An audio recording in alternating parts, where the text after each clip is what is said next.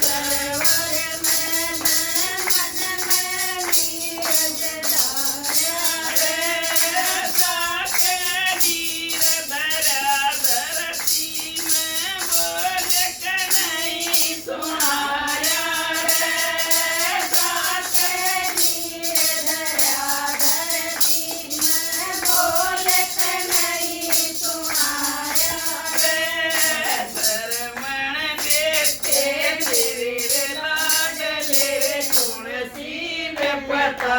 आई के मिल गया तन तीर मार कर दिए दुल्हन चकाई रे शर्मन बेटे मेरे लाडले कुण चिर विपता आई के मिल गया तन तीर मार कर दिए दुल्हन चकाई रे के बेटा तन नींद सतावे के सूंघण दुख पाया